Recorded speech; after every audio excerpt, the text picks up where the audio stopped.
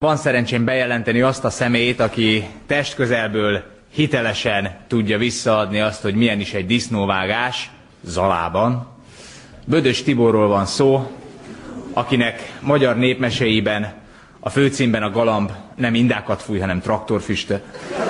Fogadjuk szeretettel Bödös Tibor. Jó estét kívánok!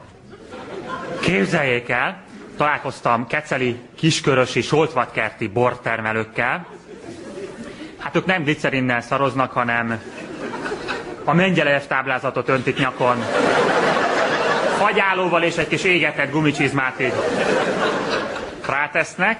Hát azért jó a tabletta, mert nem kapásnövény, és 12-szer lehet szüretelni hetente. Minden hétvége szüreti bál, végülis így is fel lehet fogni. És összevesztek, ültek mellettünk, és egy mondatot elcsíptem az üvöltözésükből. Azt mondta az egyik: Józsi, ne magyarázzá, én már akkora szakmában voltam, mikor még szőlőből csináltuk. Azért referencia, nem? És meséltem nekik, hát örökzöld slágeremet, amit a Kult TV naponta 6-szor megtekinthetnek, hogy van nálunk egy pap, aki rendőr volt korábban, ezt meséltem a kecelieknek. Akkor most csak vázolom, jó, nagyjából ezt mondom nekik, hogy milyen lehet, mikor a rendőr pap, Kalambó atya, úgy hívják, feldolgozza a passiót húsvétkor a híveknek, hogy ekkor már Jézus előzetesben voló. És Pilátus megindítá az eljárás lakósági bejelentés alapján a Getsemani műveleti területről különös ismertetőjele, hogy szakállas és a szeretetről beszél, illetve úgy néz ki, mint egy rendszergazda. N. Jézus.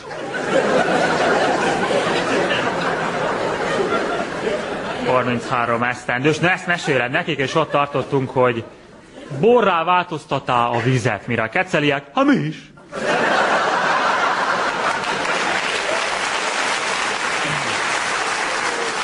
Szóval találkoztunk velük. Próbálom így oldani egy kicsit ezt a monoton viccelődést a kabaréba.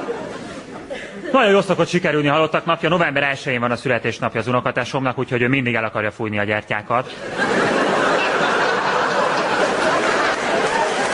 A marcipán darabkát zavarják meg, mert hát a tortáról visszük ki nyilván. Állunk körbe, és így hát beszélget, az életükből öreganyám még beszélgetnek egymással, mi hallgatunk apámmal, receptcsere van. Lehalkítva, mert ott csendbe kell beszélgetni a temetőben, nem tudom mi, hát ott kit zavar, nem? Hát őket már annyira nem, de... Teszek bele lisztet is, persze, hogy teszek be, hogy ne tennék be.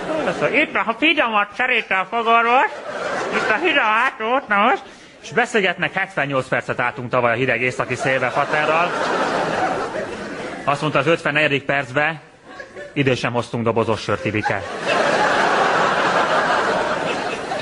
Egyébként Szent László búcsújáróhely, egy évben 2-szer jön Jézus B közepe, a nénik, az ultrák. De hogy találkozik az égi és földi szféra, vannak, hát a kufárokat kizavarta Jézus a templomból, de nem jutottak messzire, ott vannak egyből a kapunál, árulják a kegytárgyakat, és válogatott egy néni a szentképek között. Jaj, hát valami fájdalmasabb nincs. Mondják, van, de az 3750 forint. De ennyire már a világ itt is. Hogyne, szóval ez van. Állunk, és az, hogy csendbe kell beszélgetni. Bezzeg, amikor én vasárnap délelőtt félholtan fekszem az ágyamba Szent Lászlón, akkor az összes fűnyírós a drezdai légitámadást próbálja modellezni, és stílfűrészek feleségetnek egymásnak koncertó jelleggel, meg most már anyám tapintatos, mert mondja, hogy nem akar felébreszteni, úgyhogy lábújhegyen kloffolja a húst.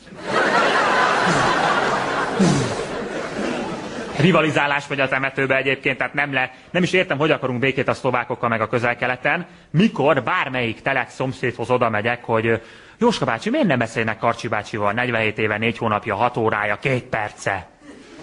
Átszántott! A főszerzésnek nem ez a módja! És egy életen át harcolnak egymással vegyi fegyverekkel, mert az egyik elkezd ganajozni, másik permetel. Egyik kitereget, másik begyújtja a flakonokat, mert amit nem lehet megfőzni pálinkának. Hiába mondom apámnak, apu, tűzjutási tilalom van, áll a füstbe, mint Kóbor János az Omega 26. búcsúkoncertjén. Nem erre száll, azt Ivike, nem erre száll. Összehívtam egy szemináriumot a kocsmába, hogy van-e túlvilág. Már nincs időnk a tablettásbor miatt mással foglalkozni, csak az elmúlással. Itt az idő. Szóval összehívtam a szemináriumot, van-e túlvilág? Hát ott tartunk, hogy a halál után nincs kisdréher. De meg ez se biztos, mert manapság ugye új pogánság van, mindenbe hiszünk, tehát ilyen egészségmánia van, próbáljuk sámán énekkel távol tartani a halált, ilyen varázsszavakat mormolunk felé, hogy aloe vera bioházi, mangalica zsír, aloe vera bioházi, mangalica zsír, biofitness házi, lugosítok. Pedig, ahogy Köpör Pista, hegesztő és filozófus szokta mondani, bemegy a gyógyszertárba, állnak sorba az öregasszonyok. Csókolom, halál ellen nincs orvosság.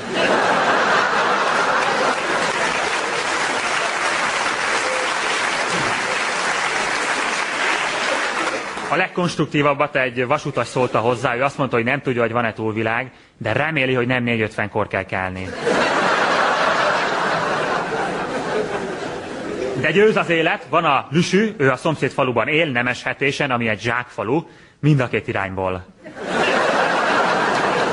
Ezért ott GDP nincs, de mindenki gumicsizmába születik, és annyi töpörtyű mindig van valahogy a szájukban, hogy bármilyen világégést túléljenek.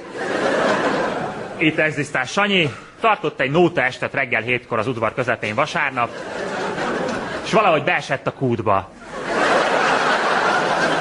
Nem jött ki a lépés, azt mondta, nem estem, csúsztam. 8 méter zuhant, jöttek a tűzoltók 1000-féle bajuszba, mert én voltam a nagybátyám nyugdíjba vonuló partiján, tűzoltó volt ő is, hát 1000-féle bajusz volt. Salvador Dali, Ferenc Jóska, Jávor Pál, és mikor rágyújtott a Ferenc Jóska, többen azt hitték avartűz.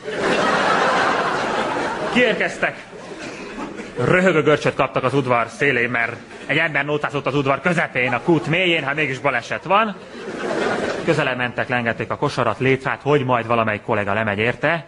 Sanyi első mondata a mélyből. Ne dobjatok rám fődet. Még élek. Úgyhogy győz az élet. Egyébként vannak ilyen tömegosztató dilemmáim, hogy mikor meghalt dr. Ötker. Őt hamvasztották?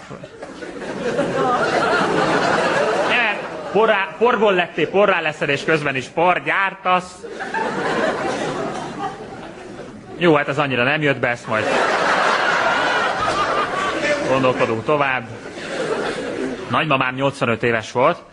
Ugye múltkor már elmeséltem, hogy kapott ilyen csípőprotézist, tehát futómű és lengéscsillapítást. Eddig harmadik Richardként közlekedett, de most már hozzá egy kézzel a szénakazdat tigris bukfencekkel. És van a gangsterfilmekben van ez a mexikói felállás, mikor mindenki mindenkire pisztolyt fog, ez megismétlődött nálunk. Ültem a teraszon, megláttam a szénakazdat, hozza a mama egyedül. Hát a mama hajdott, majd én megcsinálom, hogy anyám meghallotta, aggódik, friss volt a műtét, kijött. Anyu, mit csinálsz? Mondom, anyu, hagyd már békén a mamát, mire nagyanyám, hagyd békén anyádat!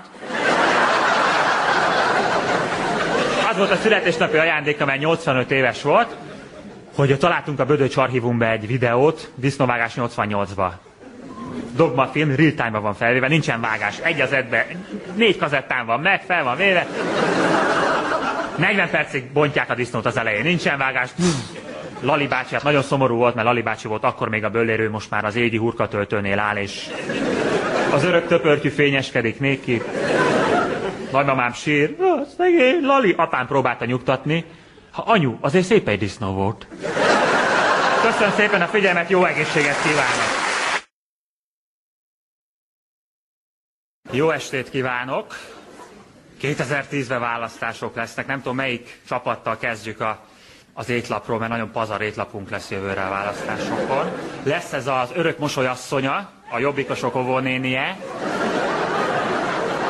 Ő mindig mosolyog a Krisztina, mint a Szántó Dávid a Telesportban, a Füli. A Füli az mindig örül, bármi van, 6 óra kikapunk a selejtezőkbe a döglött fókáktól, mert már csak azok ellen van esélyünk. Aztán jön a másik kedvencem, az időjós gyerek, a tájszólásos. Neki már járna már egy cimbalom, meg egy hegedű szerintem, mert... Töccitálásó, nos eset. Vigyázz, babám, merre lesett.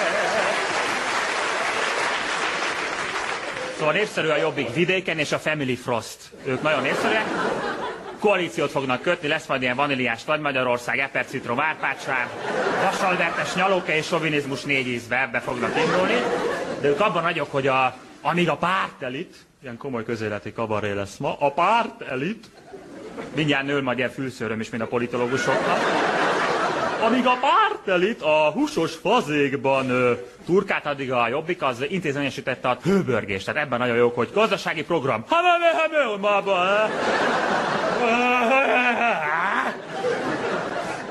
De történtek ide jó dolgok is, bemutatták az új Tarantino filmet, a Becstelen Brigantikat.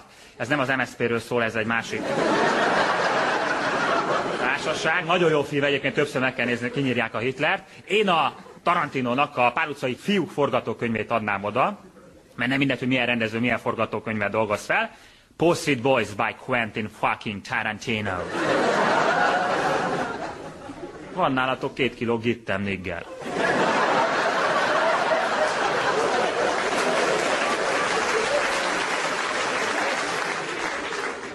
A másik ötletem, mindig sírnak a filmrendezők, hogy mennyi pénzből készült el a nagyon milyen film, és én a költségvetés cserét támogatnám, tehát Jurassic Park, Star Wars költségvetéséből a tüskevárat újra gondolni. Látja, tutajos. Ott a dinók és az űrhajók mögött fészkel a kárókatona.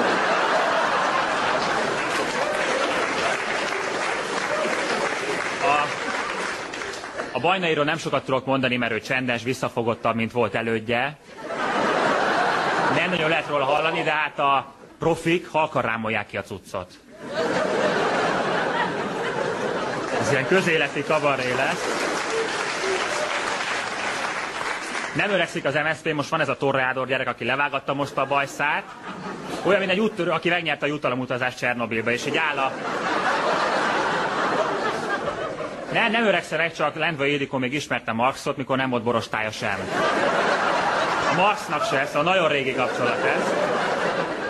És korrupció ellenes csomagot állított össze az MSZP, korrupció ellenes csomagot. Ez olyan, mint Kelemen Anna Őrizzük meg szüzességünket című DVD-je, illetve Stadler Józsi Adózzunk többet. Tanácsok kezdő adózóknak című bestsellerre. Néztük a Csuszlágügy tárgyalását nagymamámmal. Ő úgy mondja Csuszlágügy, mert Csuszlág, mert drága volt a fogsora, és nem kockáztat, egyszerűsít. Szóval nézzük a Csuszlágügyet. Szóval nagymamám, a Csuszlág, hát a szülei nem szóltak neki, hogy ne csinálja. Hát nem így van. Egyébként is ebihal volt ő a bárnák között. Tehát az volt a probléma, hogy mint a kaszinóban, hogy Csuszlág megsápolta a sápot. Tehát amit már elloptak, abba belelopott. A kaszinóról jut eszembe, remélem tudják követni szabad asszociációm vékony pókfonalát. Nálunk 2 fajta kutya van vidéken, Szent László, vannak a farkaskutyák, Cézár. Az azért Cézár, mert a kollektív tudattalamban benne van, hogy Cézár császár volt, és most mi parancsolunk a Cézárnak. Cézár ül? Ha-ha. Ül a Cézár, ül a Cézár. Oda néz, illetve vannak a sperma küvéből előállított. Egy iti, egy róka, egy tacskó. És egy kis Rogán Antal, ez a limuzin testű állatcsöpi. Nyúlik a kanyarba, mint a Warburg, ilyen földszintes állat, limuzin testű, csöpi. És olyan, mint a Joe Pesci a kaszinóban, mert nincs veszélyérzete, rámegy a Commodore-ra, nem érdekli, mert a tacskó hardware mögött egy Doberman szoftver izzi. Láttam egy ilyen kutyaviadat, Csöpi versus Commodore, nagyapám nézi, ugye ő ritkán szól meg, mert meggondolja, hogy mit mondjon, és van úgy, hogy 2 mondat között rendeznek olimpiát is. Nézi Csöpiéket, kutyaviadal, a Csöpi az már így lebegett, mint Csás Simonyi az űrben a Commodore szájába. Mire nagyapám? Csöpiká, elrázd.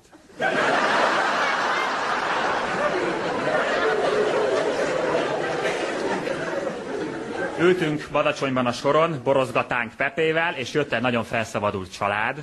Szerintem akkor rúgták ki az apukát a BKV-tól, mert mindenhonnét pénz folyt belőlük. És rossz akarott a kisgyerek, mondta neki az apukája, Petike, ha nem hagyod abba, visszazárlak a jakszba! Hát ez az a fajta sanyarú gyerekkor, mikor gólfütővel ütnek, ha nem eszed meg a lazacot. Nem könnyű volt ez a globális felmelegedés konferencia. Hát mint hogyha a globális falu Marshall McLuhan elmélete. Hogyha a globális falu van, akkor szerintem az Obama a polgi. Putyin a tüzépes, ezen a falu vége legalábbis. Csak nála van PB palacázzeg máshol. És nem írták alá a Kiotói egyezményt. Amerika se, Kína se, de hát meg mi sem mondjuk, de hát hogyha állunk egy liftben, ahol 2 King Kong fingik mellettünk, akkor... Az, hogy mi nem ettünk hagymát, nem sokat dob a hangulaton szerintem.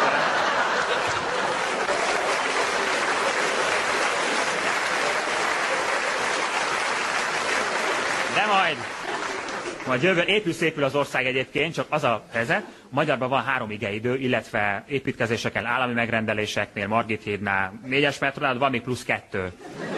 Van ez a távoli jövő, pikpak meg lesz, pikpak meg lesz, pikpak meg lesz, pikpak meg lesz, és a befejezetlen múlt. Csináljuk, kész van, csináljuk, kész van. De majd jövőre jön Orbán Viktor. A keresztényi szeretet fogja beragyogni a Kárpát-medencét. Félkézzel megemeli a GDP-t. A másikkal megduplázza az átlag életkort, a harmadikkal kölcsöntől az IMF-nek. Fehérre festik az overdose-t, és azon fog bevonulni.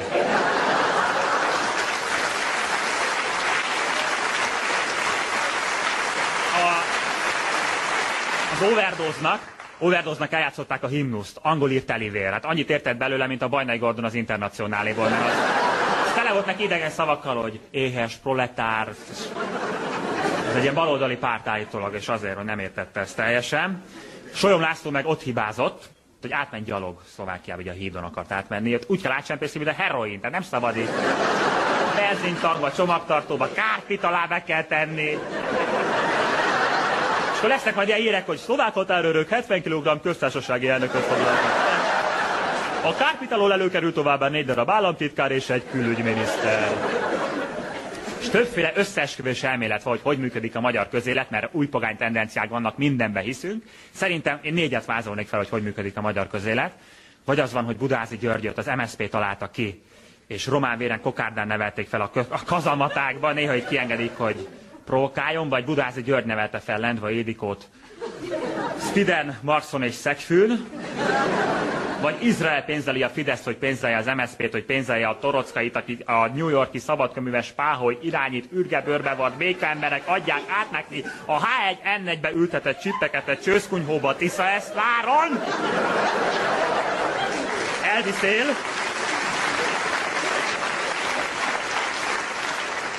Vagy mi pénzeljük az összes gyökeret, ezt tudom még elképzelni. De erre az újpogány tendenciára, erre kidolgoztunk Bandi bácsival a kocsmába, mert lejárok, körül kell nézni és motivumot gyűjtök. Senki nem inni jön egyébként a kocsmába, mindig van ilyen fedő tevékenység, hogy miért jönnek le, csak azért jöttem le, akartam beszélni a Jóskával, mondta, hogy le lesz délután. Azért jöttem le délelőtt, nehogy elkerüljük egymást, mert mondta, hogy lejövök. És Bandi bácsi egy műszaki érdeklődésű ember, jelenleg 18 Szokor rádióval hallgat minket. Fázisceruzában végződik a keze. Amper folyik az erejében, és azt mondta, hogy nem az a kérdés, vannak-e földön kívüliek meg csészealjak, van-e hozzá kapcsolási rajz? Erről belenézne. Mindig jön le a mackó melegítős Szókratész. Aj.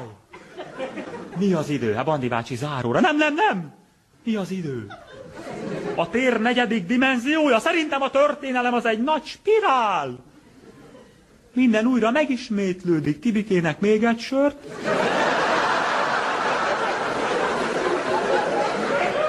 Bandi bácsi vett egy Trabantot, 3890 forintért, mert annyi benzin volt benne. És jött át hozzák délelőtt gyalog. Mondom, Bandi bá, hogy nem Trabanttal. Hát tudod, siettem. Köszönöm szépen a figyelmet, boldog új évet kívánok!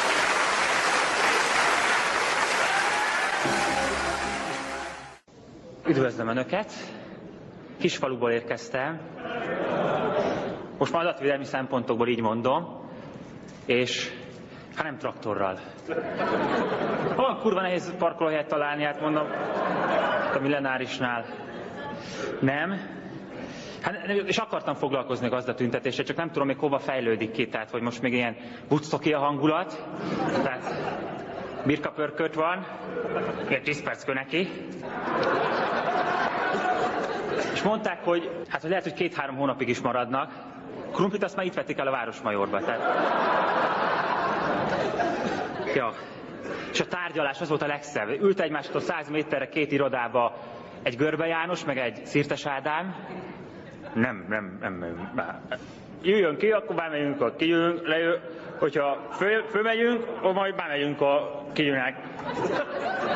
Már unió, pénzeket, már hogy majd kimegyünk. És jöttek a gazdák, hogy miért jöttek? Tárgyalni. És tárgyalnak? Nem.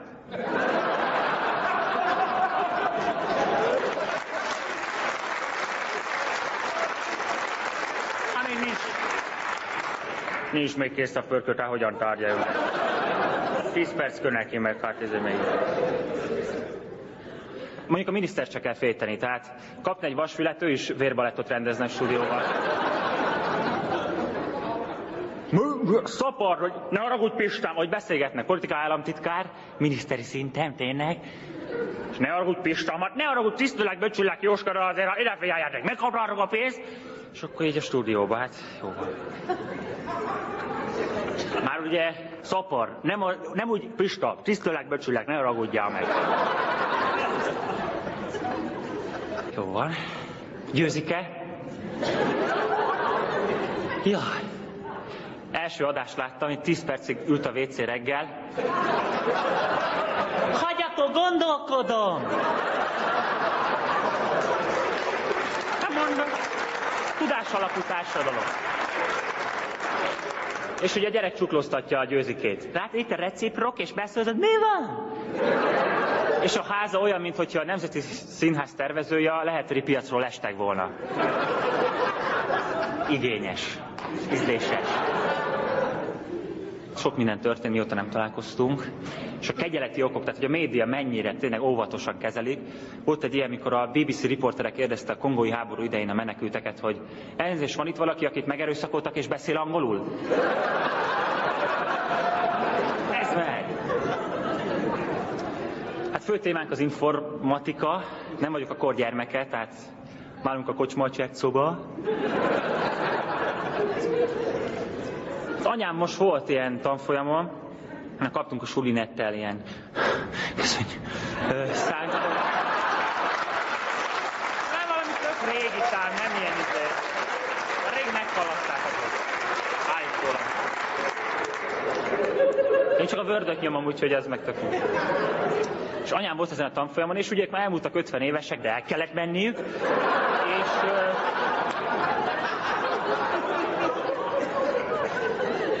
És hát ők ugye 50-esek nem akarják már hekkelni a NASA-t, de... A tanfolyamvezető annyira komolyan vett, hogy azt hitték, e-mailbe jönnek haza. És azóta így napokra eltűnik a Matrix banyós. Morpheusnak csinál rántott húst, nem tudom. Mikor én Commodore-ral kezdtem, akkor vesztettem el a fonalat. 80-as évek. Már volt Commodore-unk, de még Kádár János volt a rendszergazda.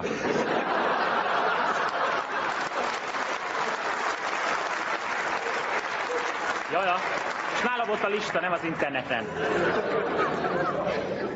Hitler film, látták? Hát alatta nem sokan smároltak. Úgy pattogott a ciánkapszula, mint a TikTok. És hát a Göbbelszt azt a Bácsfi Diana játszotta. Olyan hasonló.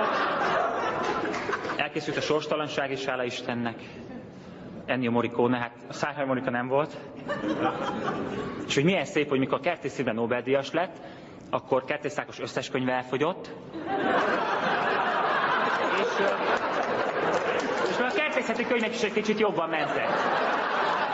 És Bálint gazda nem értette az érdeklődést. Hát az ablakba, hát hogy ott a dughagymák teleltetés.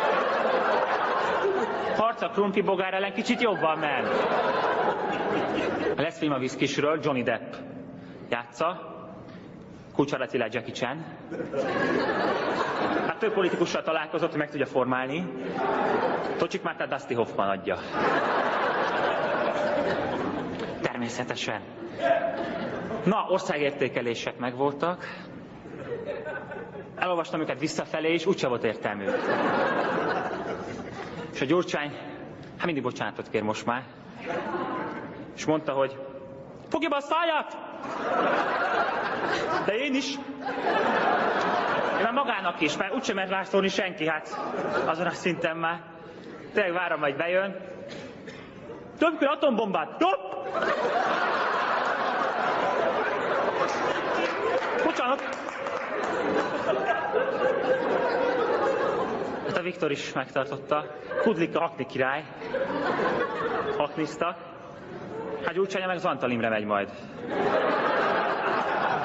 Következik Feri. De milyen Feri? Vagy a Mónika. Következik Feri, aki azt akar, hogy kussoljon a Viktor. Feri. Ugye Kudlikkal jártak, gazdit keresünk. De Miskolcon felismerték. Mondták, focista. Hát arra büszkébb is. Mi is. És hát mondta, hogy ő annak idején azért támogatta a focit, mert ő azt szerette. Milyen jó, hogy nem a műlesiklásban volt szerelmes, nem? Hát, most naptárilag elmúlt a tél, de Németh Lajos kapcsolják élőbetényekbe. -25 fok, ezt kell megdöntenünk! Lajos, miért kéne megdönteni? Isten szerem! A falu viszkál rekordra. Gratulálunk. Ajneszre, gyere vissza. Az Ajnár az mindig bejött, Markó Iván bellibegett, és hogy milyen idő lesz, majd meglátjuk, te is estét. Úgyhogy ez van. Hát múltkor 8 óra alatt értem fel Bucsú Szent Lászlóról. Kanizsán van melpont, de WC nincs. Jelezném. És éreztem a jegy eladott, hogy hát merre van a mosdó? Mi? A WC, hogy merre van? A fiatalember vigyel haza.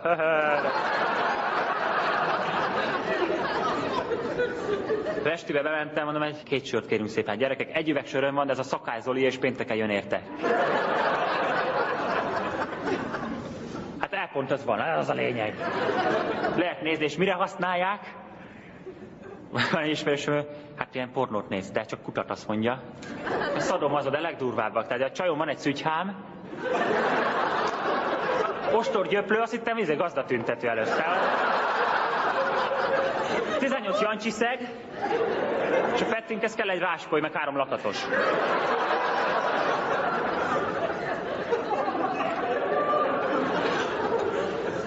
Négy órát álltunk, lerohadt a felső vezeték, nem volt áram, vagy valami ilyesmi. 3 óra után gondoltam, megkérdezem a baktert, hogy bocsánat, bakter úr, csinálja valaki már felső vezeték? Valaki biztos csinálja. Mi nem? Ha mi kártyázunk, makkoz adótán, ne haragudja a fiatalember. Úgyhogy hát ennyi volt a mese mára. Biztos szép lesz a jövő. Valakik biztos csinálják. Mi nem? Köszönöm a figyelmet. Következzék Bödös Tibor, akinek a Karinti gyűrű is a jogos tulajdona. Jó estét kívánok! Zajlanak az afrikai forradalmak. Mielőtt Pepére rátérek, erről egy pár szót ejtenék. Csak remélni tudjuk, hogy a gyökérdiktátorok helyére nem gyökérdiktátorok fognak állni, mert ez most már ilyen Facebook forradalom, ami 48-49-ben még nem volt. Petőfi online, Táncsics tűzfala leomlott, Hajnó ismerősnek jelölt, ez nem volt még akkor. De van most már olyan is, hogy internetes bűnözés, ahol nem tudom milyen az üldözési jelenet. Enter, enter, escape, enter, enter, escape, enter, enter, escape. És jelenlegi miniszterelnökünk, aki a legjobb miniszterelnök Magyarországon jelenleg, ő is próbálok ki. Facebookon szokott üzenni. Szerintem nem sokára már köresemest fog küldeni a Nemzetnek. Brüsszelbe vok, pusza. Lehet válaszolni. Azt mondta, hogy pár éven belül Kínával is versenyképessé kell válnunk. Látom, hogy majd veszik tőlünk a rist. Az olasz miniszterelnök az ott kicsit érdekesebb a közélet, ott tangák, melltartók röpködnek, bíróság elé fog állni a budjant császár, mikor már semmi nem elég 30 prosti. Hát Berlusconinak a választóinak jelentős része megvolt. Mert ő máshogy értelmezi a kopogtató cédulát, és még ugyanennek a kérdésnek a másik vetülete, egy kocsmába ült egy férj és feleség, és jött a virágárus lány, kérdezte a férjet, hogy esetleg a hölgynek egy virágot, mire a férj, csókolom, kifogott halat nem kellett tetni.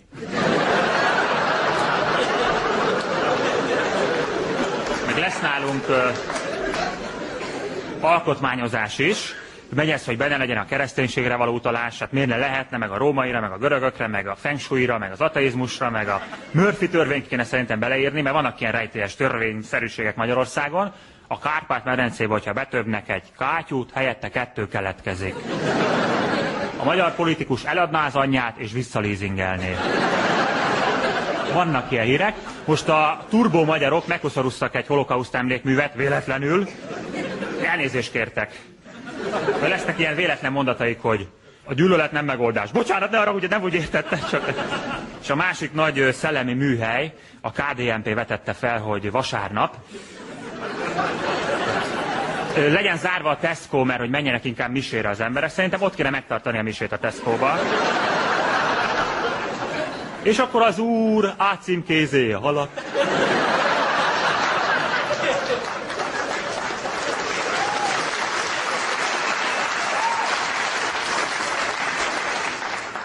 Vásárlóig, március 30-áig akciós a bűnbocsánat, És lehetne, mint az ember tragédiájában az úr hangja. Megy a celeb, ne lopj szalámit, ne lopj szalámit. Hát rátérnék akkor a főételre. Pepéről, hát ha már szó volt, Pakisztánban dolgozott 4,5 évet kint állomásozott és meghívott oda minket, hát mondom, Pepe, ne ragudjál meg, Ellejáza is közel van, mégis ritkán jutunk át. Ott is van olaj. Milyen a közbiztonság Pakisztánban, csinálj hozzá kedvet. Az Al-Qaida rendet tart. Mondom, lőnek, csak délután, de nincs ezzel semmi baj. De egy ilyen rejtői figura, ül egy íróasztalnál, és egy kontinens lángol mögötte, de nagyon nyugodt, nincs ezzel semmi baj, ez az alapmondata. Mondom, a tengerpart homokos, kavicsos, aknás. Így jött meg a kedvünk az egészhez, mint Királyhegyi Pálnak. Elmentünk, 10 napot voltunk Pakisztánban, anyukának Zamárdit mondtam, mert aggódós. Előtte el kell menni oltásra. A Trópusi Betegségek Intézetében van egy ilyen intézmény a Páva utcában, ahol egy néni beszél a betegségekről, 5500 forint felárért, mert ő Londonban tanulta a hasmenés tanszéken, és fosba írta a szakdolgozatát, de hát szar lett, nem igazán hasznos. Próbáltam mindent betartani. Az jó volt, mikor elindultunk Ferihegyről, felhívta Pepe akkori titkos ügynökét, hogy felszálltak a haverok a gépre. Tudjuk. Titkos ügynököt nem lett meg, mert képzeljük el, hogy pókereznek a haverok, hogy drillen van, nekem mondott. Hát 3 hete megkaptam a jelentést róla. Megérkeztünk, és hogy milyen a higiénia, lásd, tanszék, Pakisztánban van second hand fogsorkereskedés. Rájavít a mester, a kressz az nagyon egyszerű, mindenkinek elsőbsége van.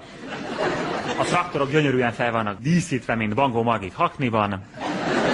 És meglát az egyik traktoros, hogy fényképezzük, feltette 2 kerékre a traktort. És mesélem otthon a kocsmában, láttam egy traktort, 2 kerék, kikapcsolta Allah a gravitációt. Hülye gyerek, Pücsökhegyen is úgy köszöntani. Ja, bocsánat, elnézést, nem tudok meglepni.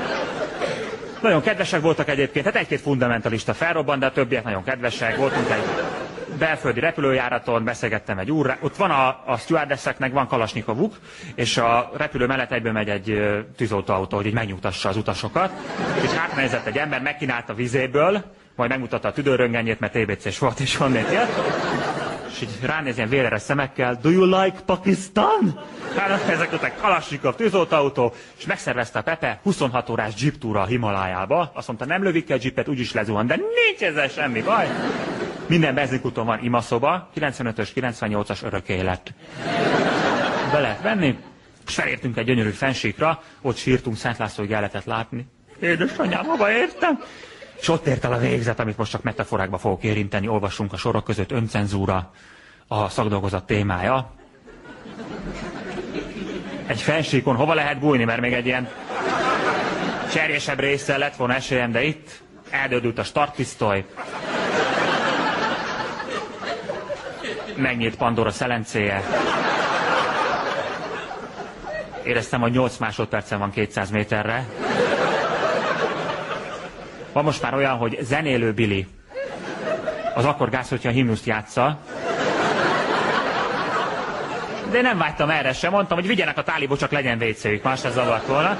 És próbáltam egy elleplezni a lábnyomomat, ökológiai lábnyomomat.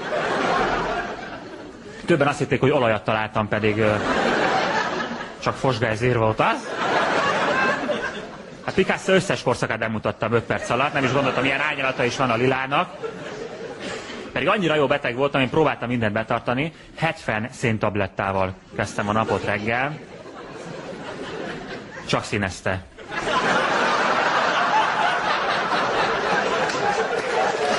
Nem állt össze valahogy. Mint a magyar válogatott, se csatásról, se középpálya. És próbáltam kacica torta bevonóból egy ilyen gátrendszert képezni, de buzgárok keletkeztek. És ez egy őszinte műfaj, hát nem volt nálam papír, de voltak mormoták, azok nagyon aranyos kis állatok. A vaknyúlnál kisebb a mormota. Több kell belőle, azért fontos. És kint voltunk 10 napot, Amerika 9,5 éve nem találja Osama Bin Ladent. Én 3-szor vettem tőle giroszt. Köszönöm szépen a figyelmet. Minden jó.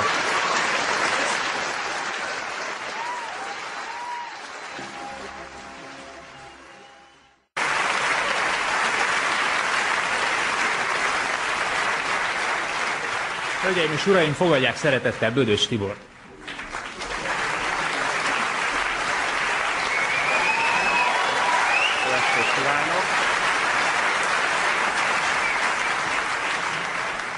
Üdvözlet mindenkinek, csokolom. Kívánok! Képzeljék el, voltam a múltkor egy étterembe, léptem fel, és az első asztaloknál plastik playboyok ültek botox barbiaikkal, mert a mellével mindegyik elégedetlen az agyával, nem oda nem akarnak beépíteni agyszilikont. Nem tudom, mit ünnepeltek, megkövetkezett a Pitbull, vagy valami nagyobb pirosbetűs ünnep volt. És nem tudtam lekötni a hölgyeket, mentek ki a műsorról. Mondom a csávoknak, eddig voltak kifizetve. És nem tudtam, mikor vagyok nagyobb veszélyben, hogyha megértik a poén, vagy ha nem.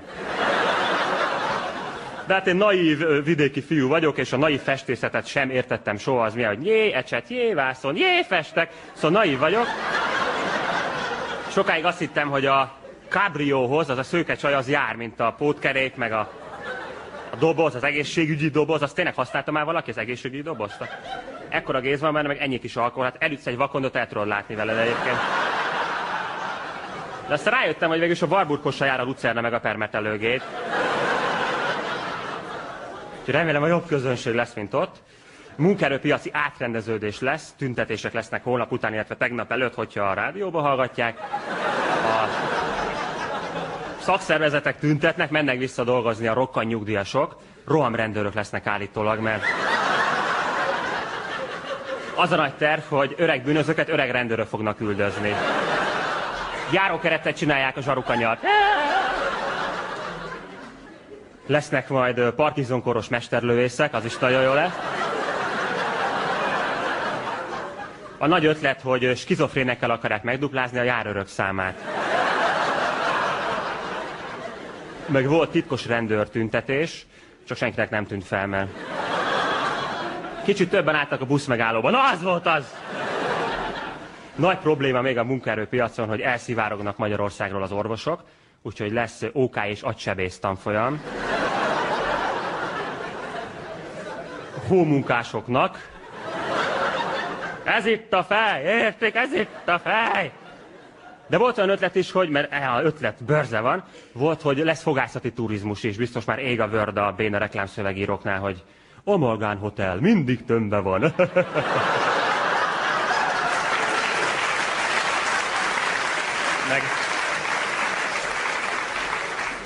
Van ez a kórház sorozat, magyar kórház sorozat, Se íze, se bűze. Michel Weid is szerepel, vagy szerepelt benne, nem tudom, de nem minden színészi eszközét használta. Nem is figyeltem, de hogy abból kéne ilyen realista magyar kórház sorozat, magyar egészségügyből egy ilyen díszdoboz sorozat.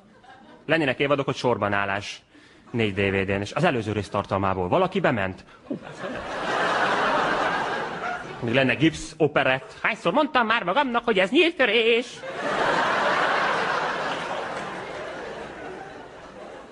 De újra lehetne gondolni, hogy orvosilag a drámairodalom gyöngyszemeit, Hamlet kapna egy rendes gyógyszert a depresszió ellen. Lenni, vagy nem lenni? Leszarom, kit érdekel? Ja, meg a sorozatoknál tartunk, hogy a mozi az Andy Vajnánál van, de hát még nem nagyon indult be a gőzhengel. Vártam, hogy lesz majd Magyar tenger kalózai, és Johnny Depp eltéríti a tihanyi kompot. Aligára! Vagy nem tudom. De van a közleteim új műfajokra, ilyen low budget. Van a romantikus horror műfaja, szív alakú csontozó bárdal öl a gyilkos, meg a western szomszédok. Kicsi ez a lakótelep, kettőnknek takibál.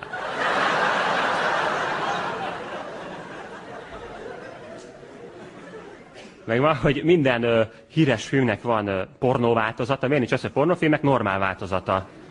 Jön a szerelő, megcsinálja a csapot és hazamegy. 2 csaj beszélget a kanapén, az egyik elámosodik és elmegy aludni. Nem kell itt túl bonyolítani. Zajlik a fülkeforradalom.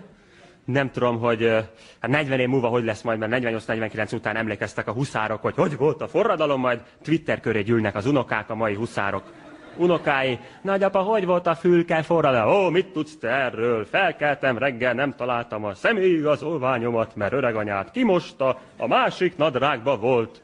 Végig mentünk a régi Andrássy, ma Szijjártó Péter sugári.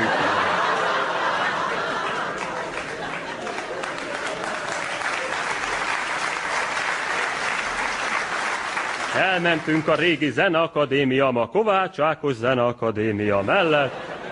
És hogy hívták régen? Felcsútott nagyapa. Budapestnek, fiam.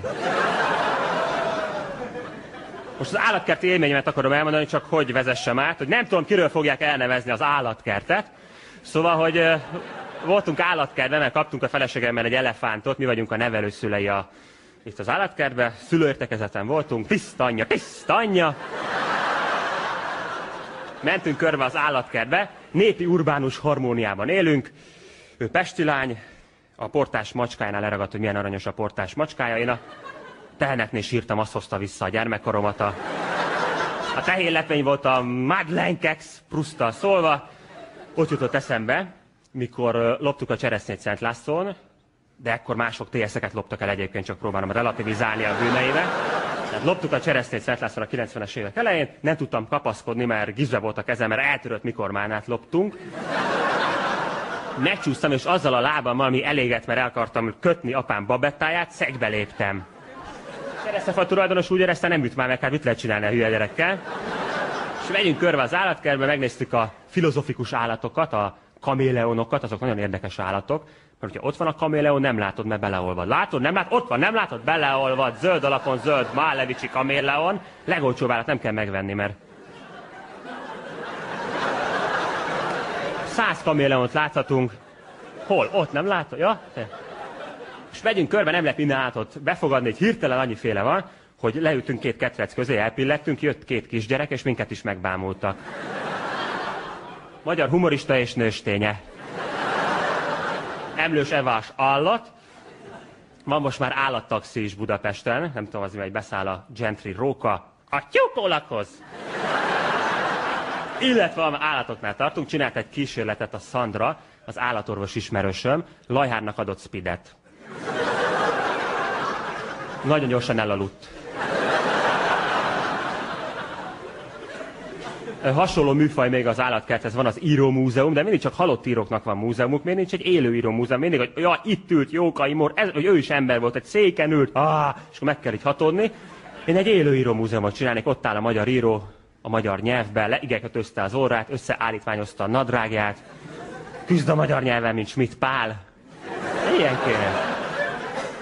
És így lemértem a népharagot mekkora. Van Pék múzeum Sopronban, azt nem tudom, miért nem mentem be, múlt heti kenyér gondolom.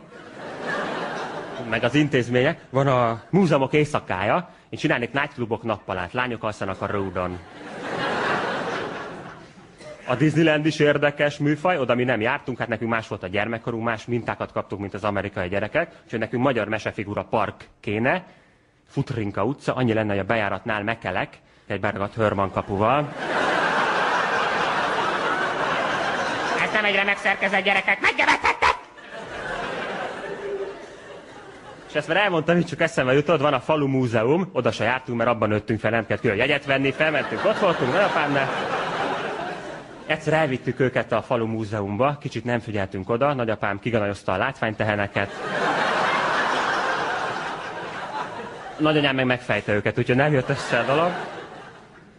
Az állatoknál tartva, mesélték most a legdurvább fóbiák történetét a pszichiátriából, mert a sógornőm pszichiáter, a férje meg sebész, ortodox orvosok. Voltunk vacsorán náluk, nem volt már idejük kaját csinálni, bekötöttek 2 infúziót. És ők mesélték, legdurvább fóbiák a pszichiátria történetébe. Van az ember, aki azt képzeli, hogy egy kacsa figyeli valahonnét. Engem is figyel, csak engem nem zavar, hát hadd nézzem. Ha vett jegyet...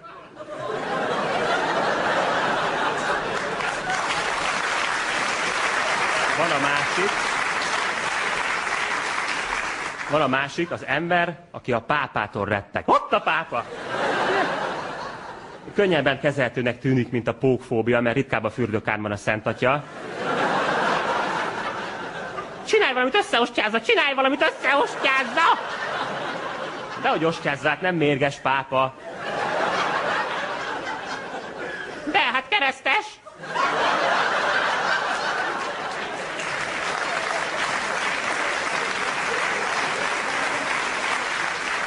A következő állattörténetet Pécsen gyűjtöttem. A távolsági buszon utazott egy pumacipős, pumanadrágos, pumasapkás, pumatáskás fiatalember, és egy kisfiú nézte az anyukájával vágyakozón. A csávót azt mondta, édesanyám, mikor vesz nekem ilyen cuccot, amin így ugrik a jó szál? Köszönöm szépen a figyelmet!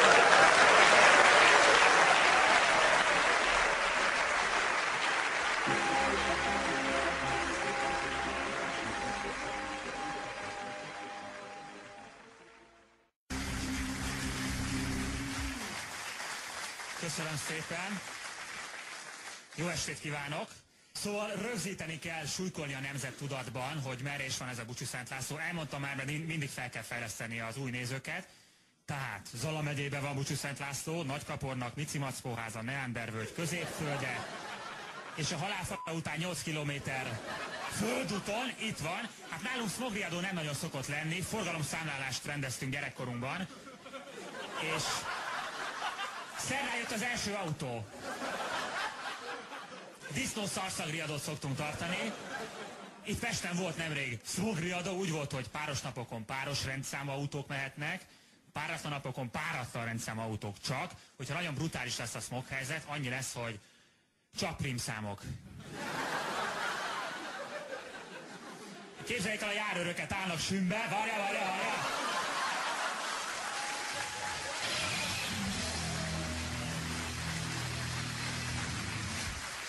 Tovább viszek, várja, nem. Akkor társadalmi célú hirdetés következik. Én, hogyha jól érzem magamat és fokozni akarom a hangulatomat, azon kívül azt szoktam csinálni, hogy elképzelek egy nagyon gáz helyzetet, és örülök, hogy nincs. De ezt tudom javasolni.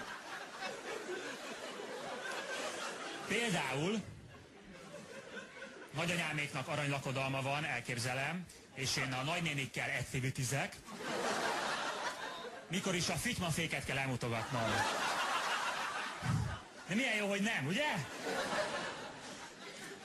Az oroszok már a benzintankban vannak, gondolom hallották, a Szurgút megvette a Magyar Olajtársaság, hogy ne kelljen kifütyülni. A Magyar Olajtársaságnak az 1/5. Hát Oroszországot nem lehet megérteni, benne hinni kell, van egy ilyen orosz mondás. És erre van egy gyönyörű történet, engedjék meg, hogy elmeséljem. 90-es években gáztározó tűz volt Magyarországon, 1 hónapig nem tudták eloltani a magyar szakemberek, hát akkor próbáltunk így orientálódni, kompország, Adi Endre, ezt se fütyüljétek, egy Kristóf nem reklám, Adi Endre egy korai celeb volt. Melyek kifütyülik, hát kompország, keleti oldal, nyugati oldal, először felhívták az amerikai specialistát. Johnny, mit lehet tenni? Oh, yes we can, oh, yes we can, oh, yes we can, yes we can, oh. Ez volt Obama szlogenje, yes we can. Most állítólag készül összödre Obama. Yes we fucking can, oh yeah.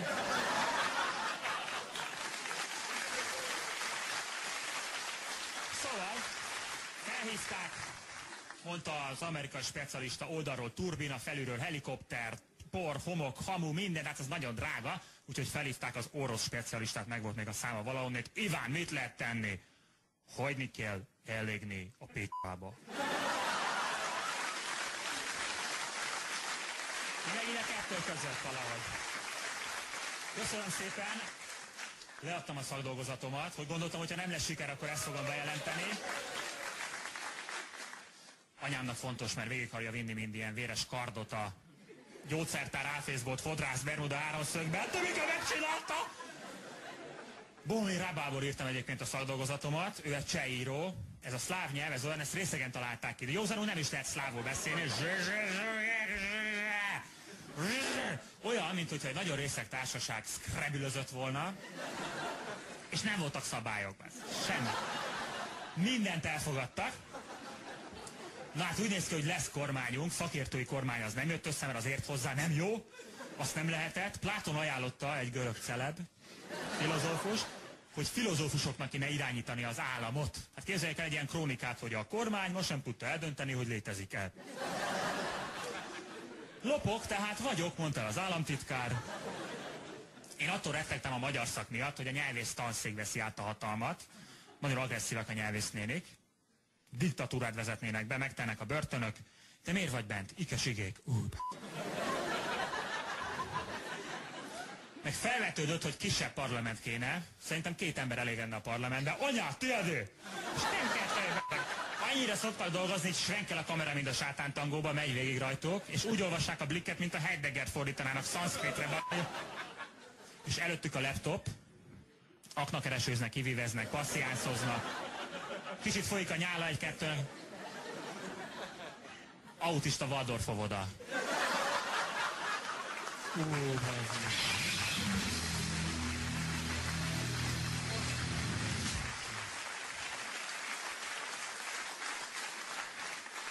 Akkora kupola, az anyám étszes. Hogy bírják ezt kifűteni, bazzen? Ossza kurva ez. És hát Gyurcsány temetni jöttem, Gyurcsányt nem dicsérni. Mikor lemondott, utána teljesen felszabadult, olyan volt, mint a Lezi nézen a Csupasz Pisztoly filmekben, hogy megy előre, és minden dól össze mögötte. Egyébként összefoglalva, történelmi távlatba helyezve Gyurcsány szerepét, ő csak segíteni akart, mint a sportszeletes csávó.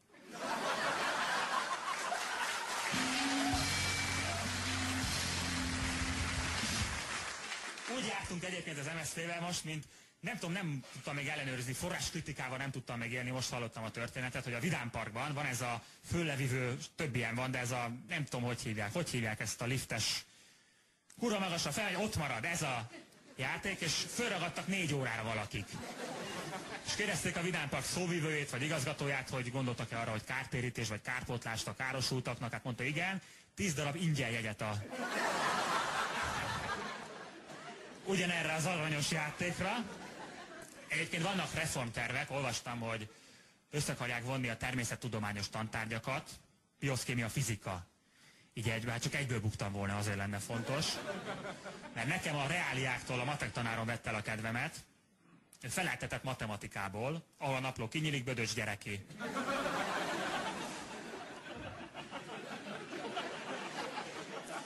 Neki kértük az iskola rádióba Kinimi Softly című számot, és szerenátkor énekeltük, hogy megtalállak még. Az eminenseket szerette nagyon, volt egy csávó, annyira eminens volt, eljött osztálykirándulni Köpenyben. Hát nem fogy el az unikum, mit hoztál? Írásvetítőt, meg nedves szivacsot a tanárnőnek. A másik kedvencünk a tesi tanár volt, ő az idegen légióba adott kiképzést. Nem volt labda, nem is tudtuk, hogy van labda. Bordásfal. Mondom, egy kis lab, valami, nem légy szíves, csináljon! Na, dolgozzál! Kicsit valami... Na, légy szíves! Rálépek a nyakadra, kitépem a szívedet! Dolgozzál! Ez volt. Van egy négyütemű fekvőtámasz. Van egy négyütemű fekvőtámasz, azóta nem tudtam befejezni. Légy szíves! Nem érdekel, hogy felmented, vagy csinálja, dolgozzál! Mi van? Ki akarod játszani a mozgásérzékelő? Dolgozzál! Vele akarunk csinálni egy relaxációs CD-t. Egy tisztáson vagy? Nyújts ki a lábad! A bankette meg elkezdett haverkodni, hogy Légy nyugodtan, gyerekek, most már lehet tegezni, nyugodtan tegezzetek. nem, tanár úr, Légy szíves, tegezzél! Ja! miért szivattál 4 évig, gyökér? Na most ők össze lesznek vonva egybe. Hatványozzál! Nyújtott lábbal, légy szíves, deriválj a terpeszállásba, légy szíves! De azt is lehetne csinálni, hogy az összes tantárgyat egybe összevonni, nekem ez a tervem. Ötletem, első óra pókjárásba mennek körbe a gyerekek.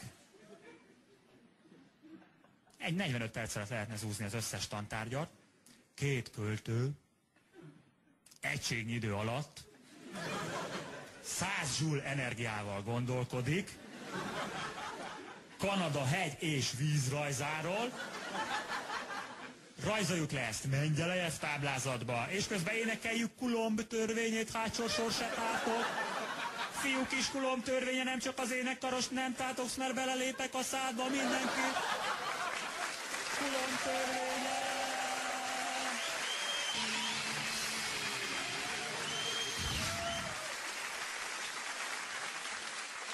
Vannak ilyen bonyolultabb poénok is, az azért van, mert a Kult TV megismétlik 26 000-szer, és az RTL Klub vezetősége akkor érti meg. Úgyhogy kicsit lassulunk, jó, hogy most mindenki... Esélyegyenlőségi műsor van. Engem anyám is tanított. Napközis tanár volt, első osztály. És mondta, hogy egyébként most megújult a honlapom. Ez reklámnak számít? Ez szabad? Nem számít reklám. Megújult a honlapom. És anyám volt ilyen tanfolyamon, még a sulinet miatt megkaptunk egy számítógépet, el kellett mennünk tanfolyamra. 50 éves már elmúlt, akkor nem akarta hackelni a názát. De a tanfolyamvezető annyira komolyan vette, hogy azt hitte e-mailbe jön haza. És így azóta napokra eltűnik a Matrixba a mutára, Morpheusnak csinálja rántott húst, én nem tudom. Ő volt az első hozzászóló az üzenőfalon a honlapon. Leves, mennyit csomagoljak? Ez volt a... Nem ilyen, ő volt a tanár, megült a honlapom, ő tanított napközi, és mondta délután 2-kor, hogy gyerekek, össze kéne szedni a szemetet. Mondtam, szedi a f***om muter. 6,5 éves voltam, úgyhogy ez volt az első fekete ponton. Bödöcs Tibort fekete pontban részesítem Bödöcs Tiborné. Is. És apám láttam azt, hogy láttam te balfasz, úgyhogy hol hal ilyeneket ez a gyerek? Jó példával kell előjárni, most olvastam a fiatalok, már nem, ez a marihuána már nem is megy, pia gyógyszer, most ez az új. Az úgy tuti, de Phelpsről láttam a fényképet, láttátok? Michael Phelps az úszó, a földön kívüli ez a neve, hogy állítólag drogozott Phelps volt egy ilyen fénykép. Hát nem tudom elképzelni Phelpsről, képzeljük el, elmegy a diszkóba. Phelps, kész egy spidet? Hülye vagy b***, belassulok? Sokkal jobb anyagot kap, én annyit doppingolnék, én nem is tudnék erre, rajtkövön szívinfarktust kapnék, nagyon jót mulat, még rendbírnék beugrani. Viszont ami Fazakas Robertünk 4,5 évvel ezelőtt Athénban, arra emlékeznek a Vizelet Passióra? Szivatták 4 órán keresztül Robit. Én ezt fordítva szoktam lejátszani ennek a reciprokát, mert megyek az autópályán, ki van számolva kilométer, méter, és már nyitnék be. Kérj el a kulcsot munkatársunktól. Olyankor kicsit leüldözöm a napilapokat. Megkeresem a csávot. Na, légy szíves, a kulcsot, légy szíves, a kulcsot, meg légy szíves. Hello, szia, szuper kártyád van.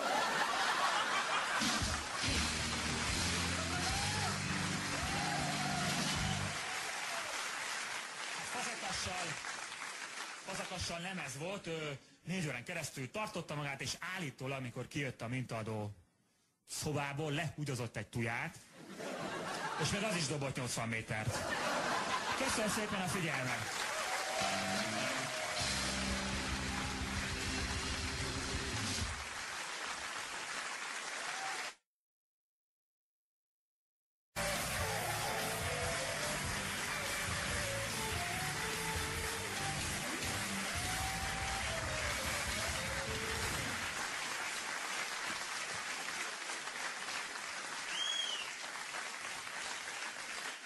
Köszönöm szépen a tapsot, hát nagyon sok szeretettel köszöntök mindenkit.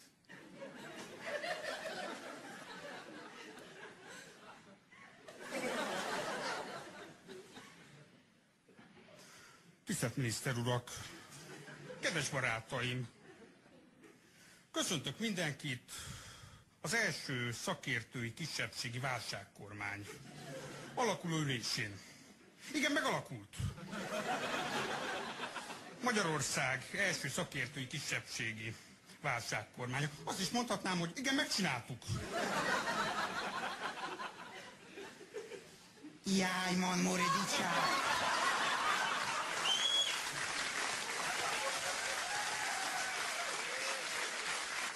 Jaj, de sukar vagyok ebbe a barsony székbe.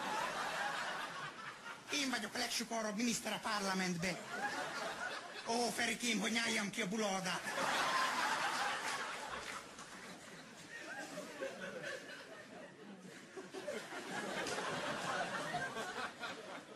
Tisztelt Hölgyeim és Uraim, kedves barátaim! Ahogy egy Dakota közmondást tartja, döglött lovon a kisebbségi nyereg is lötyög.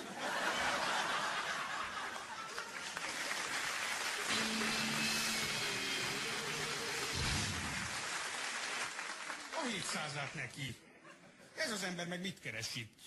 A kisebbségi kormányzás nem azt jelenti, hogy 160 centi alatti pártelnökök vannak benne. Tisztelt Hölgyeim és Uraim, kedves barátaim, polgártársak, Beja asszony. Jó magam, mint a Dakota közmondások hazai képviselője. Természetesen teljes jogú tagja vagyok a kisebbségi kormánynak. Még egyszer mondom, kormánynak. Ugyan már pártelnök úr. Irgun-burgun vaslapát. Vomcsikóáua. Ön eltévesztette a házszámot. A Liliputi cirkusz a Városligetben székel. Jaj, man, fecókam! Ragadjam meg az acskódát! Olyan sztár csinálok én belőled. Küldjenek rám az égből pusztulatot. Meg amit akárnak. Megtanítalak én téged akkori sztárnak lenni.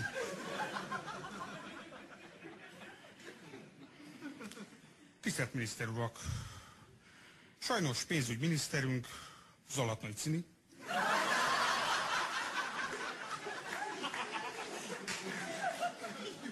Csak kívülről tudja támogatni a kormányzást. Ugyanis a melleitől nem fért be a kabinetbe. Kulturális miniszterünk, Delhusa Johnny, nem tudott személyesen megjelenni első ülésünkön, de egy kis kettcsinálásképpen mindenkinek azt üzeni, hogy Mika Szeperi Menno. Kedves barátaim, szeretném bemutatni legújabb igazságügyi miniszterünket, Terry Blacket. Kérem, Terike!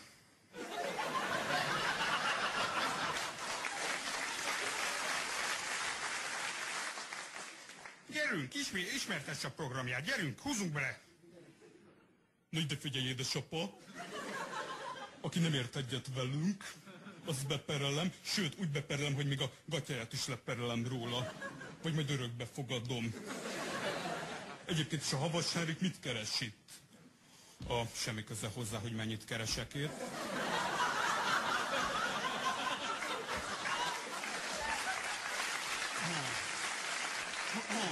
Amúgy Fekete Pákó külügyminiszter urat helyettesítem. Az ő szóvivője vagyok, jó pénzért elvállaltam. A Pákó miniszter úr most Adidadidit körúton van a Közel-Keleten, de megkért, hogy tolmácsoljam rövid üzenetét, ami így szól, ne szívassa hülye kocsog.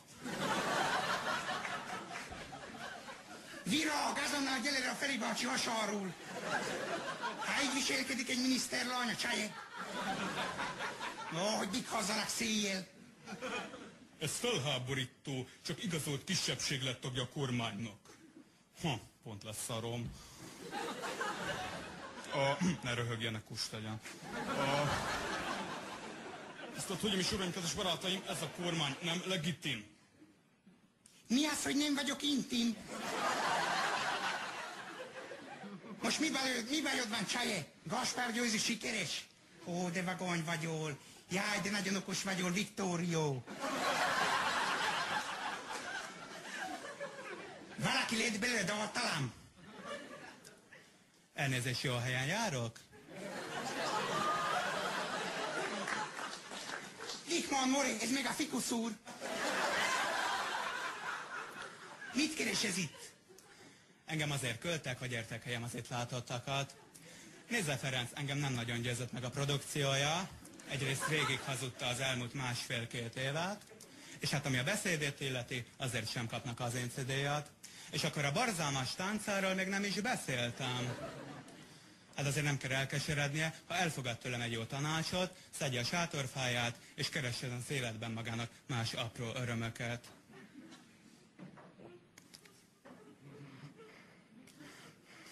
Jó mindenit. Ezt elkúrtam. Jaj, el ne sírja itt nekem magát, adjak egy zsebkendőt? Kedves barátaim, csoda történt. Végre valaki, aki Gyurcsány Ferenc szemébe mondja az igazat. Még egyszer mondom, igazat. Hát el kell, hogy keserítse magát Viktor, ugyanis maga a másik kakuktojás, itt a legjobb 12 között. Hát maga az örökös próbálkozó. Nem csoda, hogy 45 éves korában még mindig csak próbálkozik. Én már nagyon untam a produkcióját. Ha még egy percig kellett volna hallgatnom, hát az is lehet, hogy elalszom. Én már nagyon untam, de azért nem kell elkeserednie, apuka bányájában biztos lesz még helye.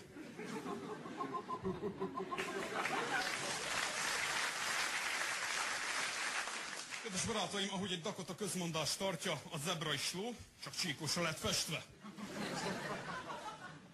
Jaj, de fájén vagyol! Édes jó Istenem! Én is mindig azt mondtam, hogy a zebra csíkos a divat.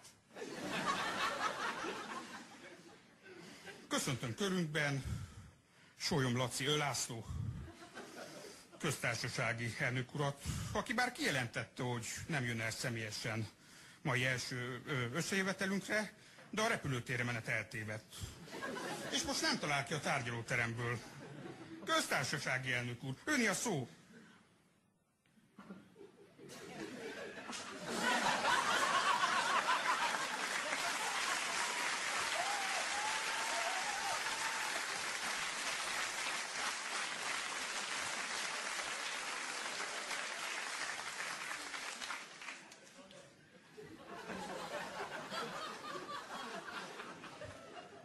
Kedves barátaim!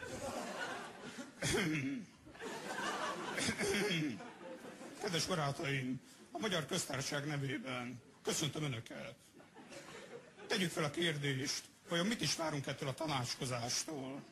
Talán helyesebb így kérdezni, mit várunk önmagunktól? És vajon van-e legitimációnk? Talán helyesebb így kérdezni, vajon van-e legitimációja ennek a kormánynak? Jaj, man, te is kezded ezt az intimkedést? Jaj, basszus! Komolyan mondom, intimkedtem én ma eleget Argentínába, amikor a Benkő elkezdte mutogatni a csofat főzőkolbaszat. Jaj, Laci! Hát te is ezt csinálod, én lemondok. Nézze, László maga izgult? Hát nekem nagyon úgy tűnt. Elcsuklott a hangja, nem nézett az ember szemébe, és olyan kis szeszetoszának tűnt egy a színpadon. Miért nem megy vissza alkotmánybírónak? Vagy költözzön fel a Tubesre remetének? Ott úgy sem kell sokat beszélnie. Kedves barátaim, szeretném bemutatni gazdasági miniszterünket, Uri Gellert.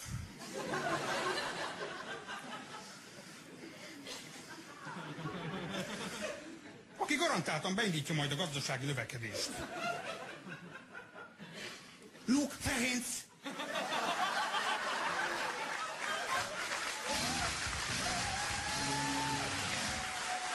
Én most be fogom indítani Magyarország gazdasági növekedését, de egyedül nem megy. Nektek is kell koncentrálni erősen itt a stúdióban. Everybody mondani velem 1, 2, 3, mukodj! És a gazdaság működni fog. Gyerünk, 1, 2, 3, mukodj, everybody! 1, 2, 3, csináljuk meg! Csináljuk meg! Nem jó, Fehi. Ne azt mondd, csináljuk meg, hanem azt mukodj! 1, 2, 3, múkodj! Múkodj! Dickman Nore föltalmadt a buksi!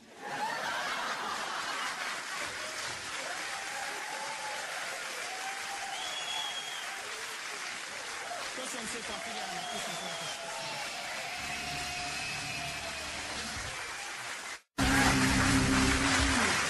Jöhet a fal. Megvan? Jó van. De mit gyakoroltuk ezt előtte? Mert ő is már meghízott teljes erőből. Ez a Tripper fivéreknek volt egy igényes anyaga.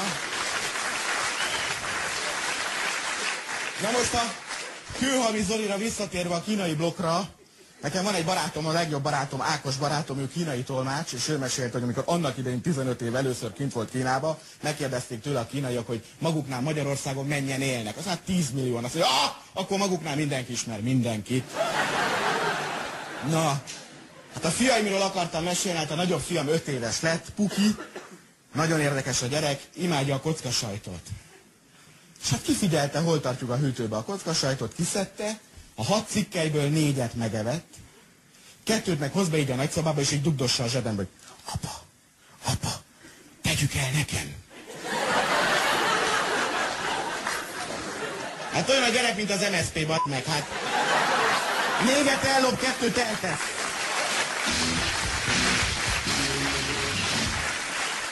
A kicsi 14 hónapos még mindig cicizik. Kicsit már vannak agályaim, tehát hogy le kéne jönni a szerről, mert apának is maradjon valami, de úgy ordít a kölyök, hogy belebolondulsz, tehát ezt nem tudom neked elmondani. Azt mondta a feleségem, hogy valószínűleg most diplomázik visításból, mert azt nem tudom elmondani, de úgy visít a gyerek, komolyan olyan, mint a kemoterápia, valószínűleg, mert sejtenként öl. Tehát így, szóval ilyen a kölyök. Ja, és pakol, kúszik, mászik, amit a földön talál, tök mindegy, szöszmösz, kenyérdarab 82-ből, hajszálak, minden, amit elbírsz képzelni. Sült krumplit akartam, hiába sült krumplit csinálni. Hát így nézem, hiába sült krumplit. Mi volt a baj? Hiába, meg, bocsánat. Miattad, várjál.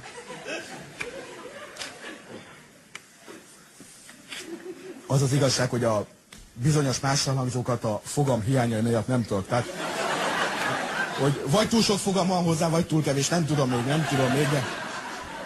Szóval hiába sült krumplit akartam csinálni,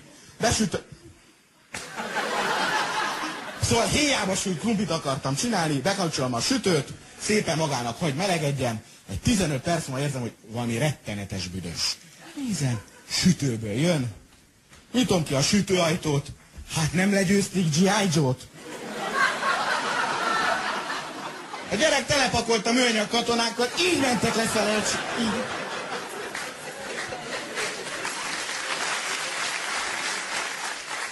Mit tudsz ilyenkor a nagynak mondani? Hát esélyed nincs, hát nem vigyáztál játékodra, elvittel oka! Hát nincs más esélyed. Ja, de várjál!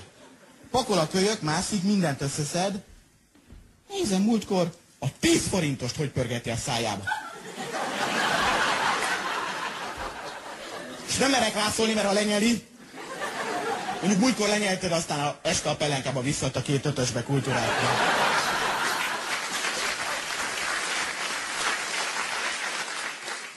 Hát nem tudom ki, hogy látja a pellenkázást, nagyon egyszerű a pellenkázásnak a technikája. Én úgy csinálom, fölteszem a szerencsétlent a pellenkázóra, és abban a pillanatban rá is térdelem. Ha kimozog, rá is terhelek. Mert rá kell szorítani a pellenkát a gyerekre, mert a szinte fizikai lehetetlenség, de fekvő helyzetben, nem viccelek, fekvő helyzetben saját magát nyakon tudja fosni.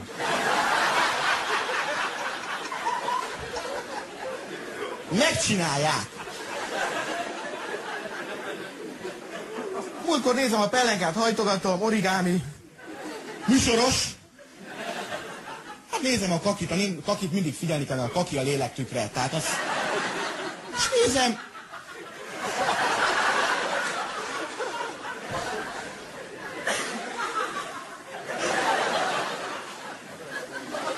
Most már fizetünk is neki.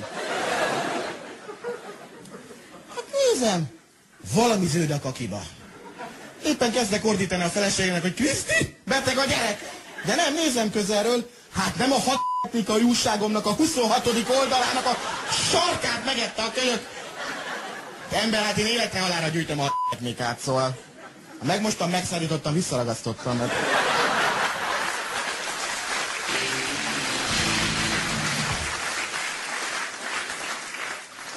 Hát gyerekek, hát egy új gyereket tudok csinálni. Na de megeszi nekem a német páncélosok külön számomat, soha az életben nem tudok szerezni egy újat. Na most egy kis reklám következik, de ne menjetek messzire, mert azonnal folytatjuk.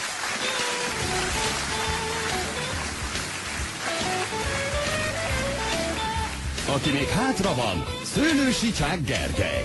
Mindjárt jövünk. Kedvet kaptál? Lépj fel te is a Sóder Klubban. Keressük az ország legnagyobb dunagépeit. Gyere el és próbáld ki magad. Fényképpel és videóval ellátott jelentkezésedet várjuk az alábbi címeken. Sóder Klub. A jövőd most kezdődik.